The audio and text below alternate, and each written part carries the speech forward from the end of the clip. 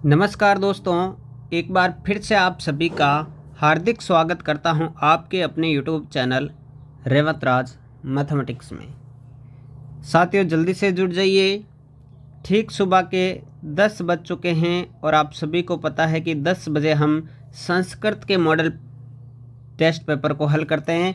ये आज का अपना दूसरा मॉडल टेस्ट पेपर रहने वाला है। साथियों, रीट 2022 की यूट्यूब पर निःशुल्क बैच के लिए आप जल्दी से जुड़ जाइए। आज के इस मॉडल टेस्ट पेपर को शुरू करते हैं। आज का ये दूसरा मॉडल टेस्ट पेपर है। कल के टेस्ट आपने नहीं दिए हैं और आज का साइकोलॉजी का दूसरा टेस्ट पेपर 7 बजे नहीं दिया है, तो वो आपको देना है। कुल 30 प्रश्न रहेंगे। सभी को गुड मॉर्निंग, सभी का वेलकम। 30 में से आपके कितने सही होते हैं आपको लास्ट में कमेंट बॉक्स में कमेंट करके भी बताना है। तो चलिए दोस्तों, इस बेहतरीन सेशन की शुरुआत करते हैं। एक बार लाइक शेयर कर दीजिए साथियों।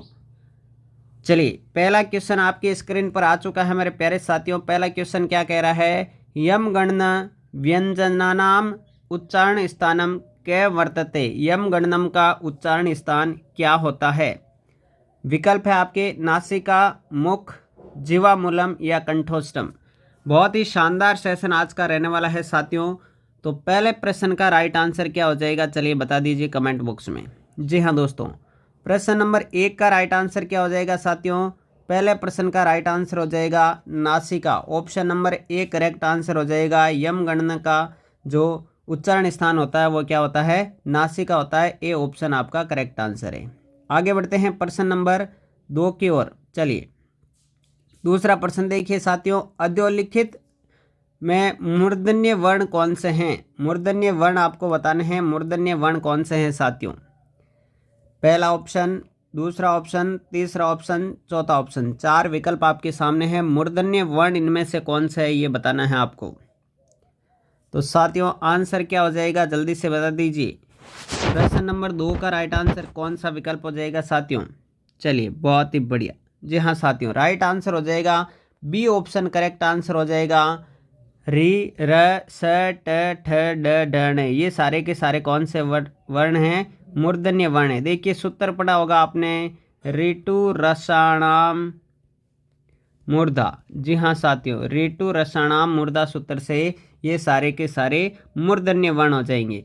बी ऑप्शन जिन साथियों ने बताया बिल्कुल करेक्ट आंसर है। आगे बढ़ते हैं प्रश्न नंबर 3 की ओर। चलिए, तीसरा प्रश्न देखिए। वागीश किस सूत्र का उदाहरण है? संस्कृत में जो वागीश नाम बना है, वागीश है, किस सूत्र का उदाहरण है? चलिए, पहला विकल्प है स्तो, स्चुना, स्चु, स्टुना, स्टु, जलाम, जसो, अंते या तो सी। बताइए किस सूत्र का उदाहरण है? जी हाँ दोस्तों, वागीश कैसे बनेगा? वाक प्लस ईश, वाक प्लस ईश। तो ये किसका उदाहरण है साथियों? ये जलाम जसो अंत्य का उदाहरण है। ऑप्शन नंबर सी आपका करेक्ट आंसर हो जाएगा। प्रश्न नंबर 3 का सी विकल्प जिन्होंने बताया बिल्कुल करेक्ट है। लाइक शेयर सब्सक्राइब कर दीजिए। बढ़ते हैं प्रश्न नंबर 4 की ओर। भावक पदस्य संधि विच्छेद भविष्यति। बताइए, भावक शब्द का संधि विच्छेद क्या रहेगा? भो प्लस अकह, भऊ प्लस अकह, भावी प्लस अकह, भू प्लस अकह। 4 विकल्प आपके सामने। प्रश्न नंबर 4 का राइट आंसर क्या रहेगा? जी हाँ साथियों, चौथे प्रश्न का राइट आंसर रहेगा भऊ प्लस अकह भावक है। यहाँ पर अयादि संधि है। बी ऑप्शन आपका करेक्ट आंसर रहेगा। बढ़ते हैं प्रश्न नंबर 5 की ओर। 5वां प्रश्न है अकथितम च सूत्र का कौन सा उदाहरण है? अकथितम च सूत्र आपने पढ़ा होगा। 16 धातुएं ऐसी पढ़ी थी, याद करिए हमने, जिसमें 2-2 कर्म होते हैं। संस्कृत में 16 धातुएं ऐसी थी जिनमें 2-2 कर्म होते हैं। अकथितम च सूत्र उसमें लगता है। कौन सा उदाहरण रहेगा? पहला विकल्प है मोहन है, कलमेन लिखती।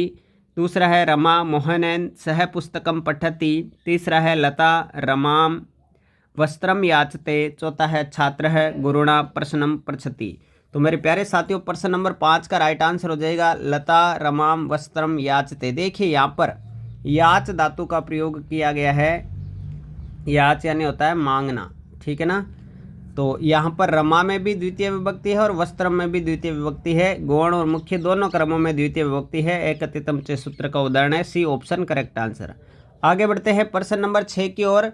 अधि सिंह इस्ता साम कर्म है सूत्र द्वारा कस्य कर्म संज्ञा भवति। जो अधि सिंह इस्ता साम कर्म सूत्र पढ़ा था उसमें कर्म संज्ञा किसकी होती है?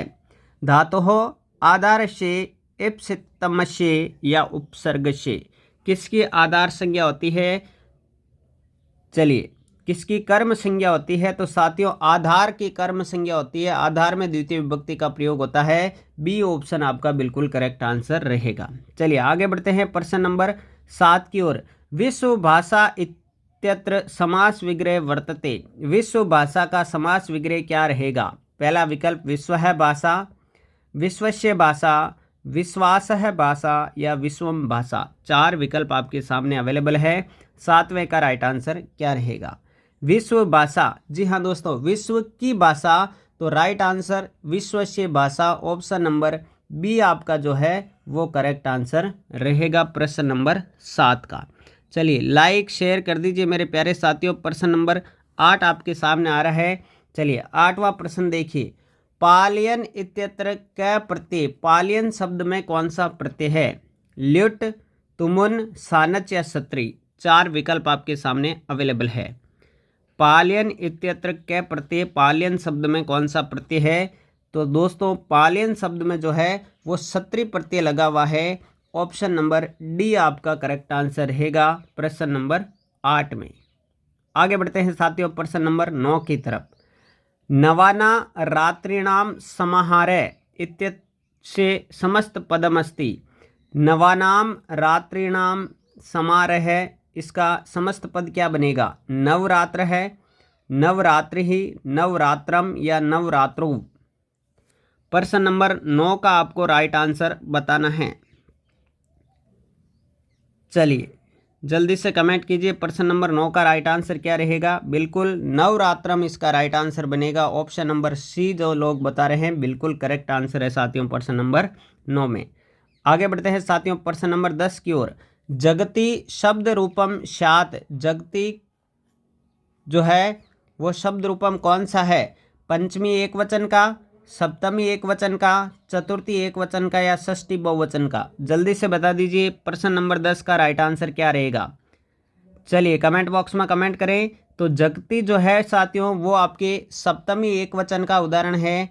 बी ऑप्शन जो है साथियों प्रश्न नंबर 10 में बी ऑप्शन करेक्ट आंसर रहेगा। आगे बढ़ते हैं साथियों प्रश्न नंबर 11 की ओर। चलिए लिखेयु रूप है। लिखेयु जो है वो किसका रूप है? धातु रूपों में से आया हुआ है। ये विधिलिंग लकार का है, लट लकार का है, लोट लकार का है या लंग लकार का है। तो बताइए लिखेयु रूप किस में बनता है? जी हाँ साथियों प्रश्न नंबर 11 का राइट आंसर आपको बताना है। कुल 30 क्वेश्चन लेकर आए हैं। लिखेयु जो रूप है वो विधिलिंग लकार का है साथियों। ए ऑप्शन जो है आपका करेक्ट आंसर रहेगा। चलिए प्यारे साथियों प्रश्न नंबर 12 की ओर बढ़ते हैं। मेरे घर के चारों ओर पर्वत है इत्यस्य वाक्य से शुद्धानुवाद अस्ति। मेरे घर के चारों ओर पर्वत है, इस वाक्य का शुद्ध रूप क्या होगा? पहला विकल्प है मम गृहस्य परितः पर्वता सन्ति, मम गृहात् परितः पर्वता सन्ति, मम गृह पर्वतानि सन्ति या मम गृहं परितः पर्वता सन्ति। राइट आंसर क्या हो जाएगा साथियों? बिल्कुल परितः शब्द आया हुआ है, तो परितः जहाँ आता है वहाँ कौन सी विभक्ति लगती है? द्वितीय विभक्ति का प्रयोग होता है। अभितः, परितः, समया, निक्षा, हा प्रतियोगे अपि। सूत्र आपने सुना होगा। तो राइट आंसर हो जाएगा ऑप्शन नंबर डी मम गृहम परितः पर्वता सन्ति। डी ऑप्शन जिन साथियों ने बताया बिल्कुल करेक्ट आंसर है। आगे बढ़ते हैं साथियों प्रश्न नंबर 13 की ओर। आपको सूक्ति को पूरा करना है। दुर्बलस्य ... राजा। चलिए जनम बलम धनम धर्मम 4 विकल्प है, सूक्ति है ये। दुर्बलस्य ... राजा। राइट आंसर क्या रहेगा साथियों प्रश्न नंबर 13 का? चलिए राइट आंसर रहेगा दुर्बलस्य बलम राजा। दुर्बलस्य बलम राजा। बी ऑप्शन करेक्ट आंसर रहेगा प्रश्न नंबर 13 का। आगे बढ़ते हैं प्रश्न नंबर 14 की ओर। एक श्लोक आपको दिया हुआ है और इस श्लोक में आपसे पूछा गया है कि छंद कौन सा लगा हुआ है, इसमें कौन सा छंद लगा हुआ है, चलिए बता दीजिए जल्दी से। इसमें कौन सा छंद लगा हुआ है साथियों, ये आपको बताना है। तो प्यारे साथियों, प्रश्न नंबर 14 का राइट आंसर क्या रहेगा, तो वर्ण काउंट कर लीजिए आप तब तक और फिर बताइए इसका राइट आंसर क्या रहेगा। प्रश्न नंबर 14 का राइट आंसर क्या रहेगा साथियों, कमेंट बॉक्स में कमेंट करना है। तो प्यारे साथियों, प्रश्न नंबर 14 का जो राइट आंसर रहेगा वो रहेगा वंशस्थ छंद, यहाँ पर लगा हुआ है। ऑप्शन नंबर सी जिन साथियों ने बताया है बिल्कुल करेक्ट आंसर है। इसमें कौन सा छंद है, वंशस्थ छंद रहेगा। चलिए आगे बढ़ते हैं प्रश्न नंबर 15 की ओर। अब शिक्षण विधियों के प्रश्न आपके सामने आ रहे हैं। भाषा कीदृशं भवति, ध्वनि रूपेण, लिपि रूपेण, संकेत रूपेण, उपर्युक्ता सर्वविकल्पा। भाषा किस रूप में होती है, ध्वनि के रूप में, लिपि के रूप में, संकेत के रूप में या उपर्युक्त सर्वविकल्पा, तीनों रूपों में। राइट आंसर आपको बताना है प्रश्न नंबर 15 का। जल्दी से कमेंट बॉक्स में कमेंट कर दीजिए साथियों, प्रश्न नंबर 15 का राइट आंसर क्या रहेगा। चलिए 15वें का right answer D option, option number 4 जो करेक्ट आंसर रहेगा। भाषा जो है वो इन तीनों रूपों में होती है, ध्वनि रूप में, लिखित रूप में और संकेत रूप में। ठीक है, डी ऑप्शन करेक्ट आंसर। प्रश्न नंबर 16 देखिए, बुनियादी शिक्षा विषय असत्य कथम वर्तते। बुनियादी शिक्षा के विषय में असत्य कथन कौन सा है। पहला है ऐसा योजना वर्धायाम महात्मा गांधी महोदयन प्रतिपादितम, महात्मा गांधी ने इसको प्रतिपादित किया था, बिल्कुल सही लग रहा है। मातृभाषा या सप्तवर्षीय निःशुल्क प्राथमिक शिक्षा, बिल्कुल ये भी सही लग रहा है। हस्तलिप शिल्प से व्यावसायिक पाठ्यक्रम से च ज्ञानम, बिल्कुल बुनियादी शिक्षा में हस्तशिल्प की शिक्षा दी जाती है, व्यावसायिक शिक्षा दी जाती है। लेकिन जयपुर से कांग्रेस अधिवेशन स्वीकारता, लेकिन इसको यहाँ पर स्वीकार नहीं किया गया था। बिल्कुल डी ऑप्शन आपका करेक्ट आंसर रहेगा, ऑप्शन नंबर 4। ठीक है साथियों, प्रश्न नंबर 16 का चौथा विकल्प बिल्कुल सही रहेगा। आगे बढ़ते हैं प्रश्न नंबर 17 की ओर। कंठस्था तु या विद्या कस्याः शिक्षण पद्धत्या मूल स्रोतो अस्ति। कंठस्था तु या विद्या, ये जो सूत्र है किस पद्धति पर लगता है। पाठ्य पुस्तक पद्धति है, प्रत्यक्ष पद्धति है, पाठशाला पद्धति है या समन्वय पद्धति है। बिल्कुल इजी क्वेश्चन है, ये तो आपको आना ही चाहिए साथियों। चलिए कमेंट बॉक्स में कमेंट करेंगे प्रश्न नंबर 17 का राइट आंसर क्या रहेगा। तो मेरे प्यारे साथियों 17वें का राइट आंसर रहेगा पाठशाला पद्धति, ऑप्शन नंबर सी जो है वो आपका करेक्ट आंसर बनेगा। आगे बढ़ते हैं प्रश्न नंबर 18 की ओर। छात्रा नृत्यति अस्य वाक्य से वाच्य परिवर्तनम करोतु। छात्रा नृत्यति, इसका आपको वाच्य परिवर्तन करना है। 4 विकल्प, छात्रेण नृत्यते, छात्रया नृत्यते, छात्रायै नृत्यते, छात्राया नृत्यते। तो प्यारे साथियों प्रश्न नंबर 18 का राइट आंसर क्या रहेगा, जल्दी से कमेंट बॉक्स में कमेंट करेंगे सभी लोग। चलिए तो 18वें का राइट आंसर क्या बनेगा, ऑप्शन नंबर बी बनेगा, छात्रया नृत्यते। ठीक है, छात्रा की तरतीब एक वचन क्या हो जाएगा, छात्रया, नृत्यति बदल जाएगा नृत्यते में। तो बी ऑप्शन जो है आपका करेक्ट आंसर बनेगा। आगे बढ़ते हैं प्रश्न नंबर 19 की ओर। व्याकरण अनुवाद विधि प्रवर्तक के, व्याकरण अनुवाद विधि के प्रवर्तक कौन हैं। पहला ऑप्शन डॉक्टर राधाकृष्णन, दूसरा है डॉक्टर राम कृष्ण गोपाल भंडारकर है, तीसरा है फ्राइड, चौथा है प्रोफेसर वीपी वोकेल महोदय।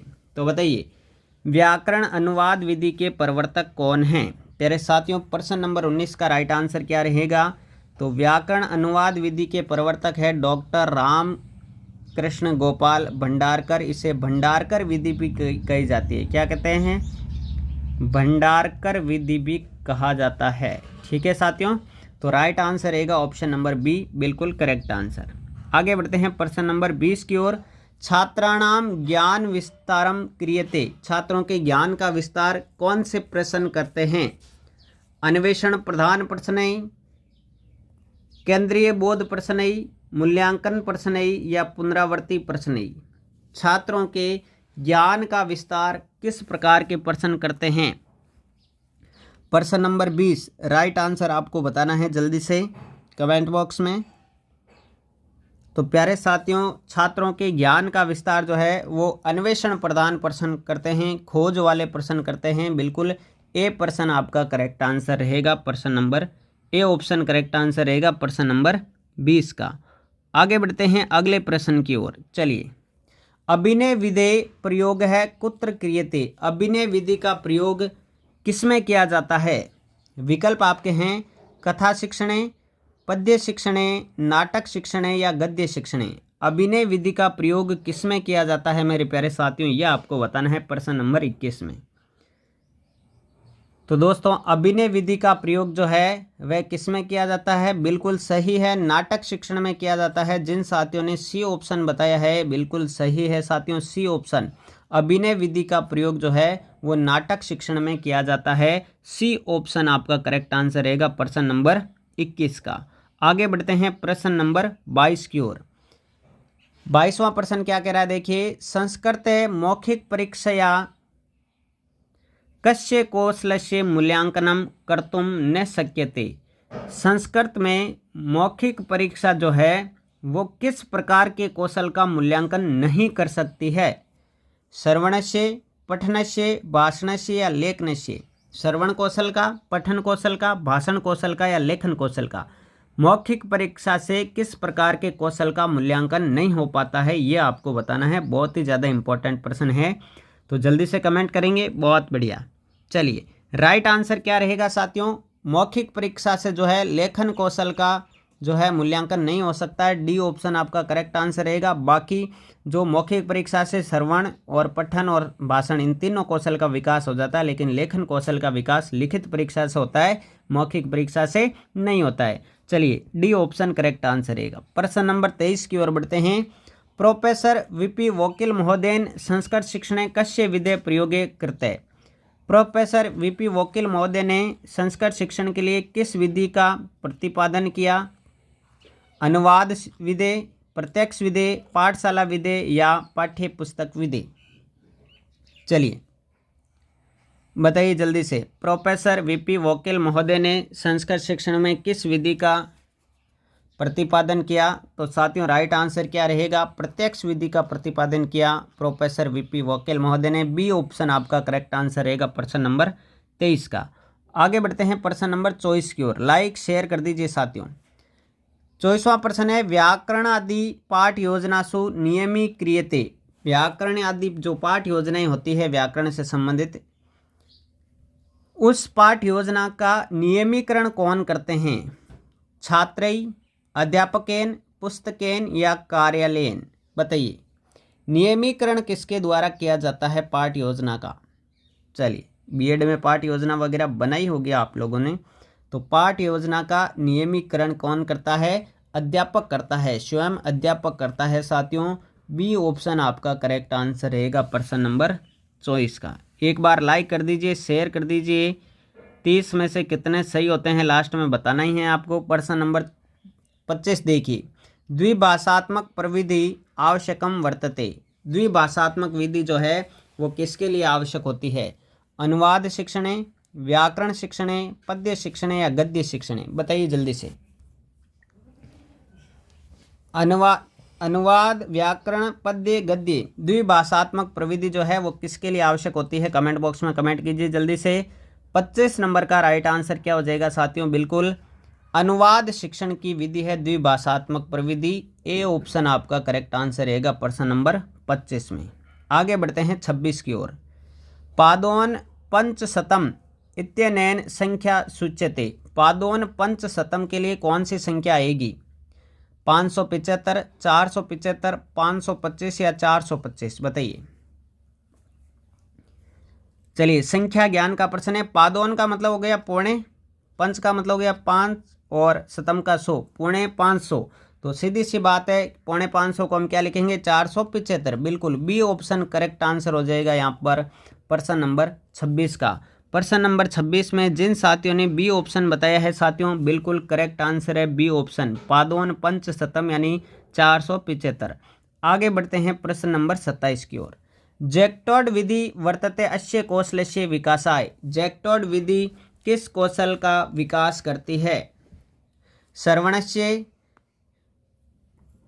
भाषणस्य, पठनस्य या लेखनस्य। जैक्टोड विधि जो है किस कौशल का विकास करती है? काफ़ी इंपॉर्टेंट प्रश्न है, पूछा गया एग्जाम में। तो राइट आंसर क्या रहेगा, जल्दी से बता दीजिए। जैक्टोड विधि किस कौशल का विकास करती है, ये बताना है आपको।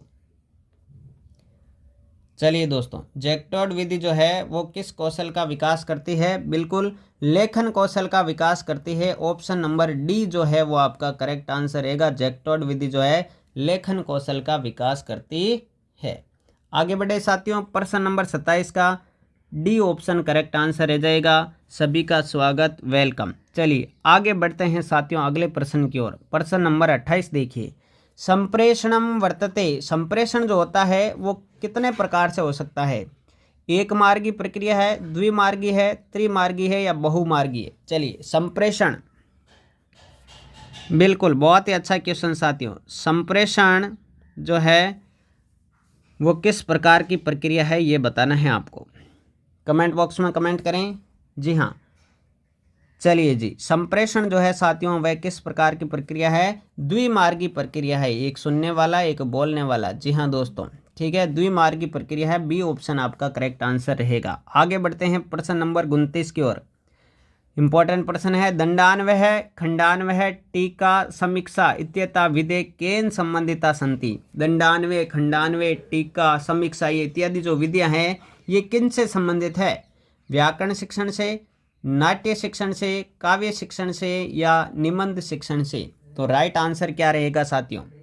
दंडान्वय, खंडान्वय इत्यादि जो विधियां हैं वो किन से संबंधित है, आपको ये बताना है प्रश्न नंबर 29 में। तो मेरे प्यारे दोस्तों राइट आंसर क्या हो जाएगा? प्रश्न नंबर 29 का राइट आंसर हो जाएगा आपके, जी हाँ, काव्य शिक्षण। काव्य शिक्षण की विधियां हैं। काव्य शिक्षण को हम ऐसे लिख सकते हैं, ये सारी विधियां किसकी है? पद्य शिक्षण की विधियां हैं। किसकी विधियां हैं साथियों? पद्य शिक्षण या काव्य शिक्षण। सी ऑप्शन जो है आपका करेक्ट आंसर रहेगा प्रश्न नंबर 29 में। चलिए आज के इस दूसरे मॉडल पेपर का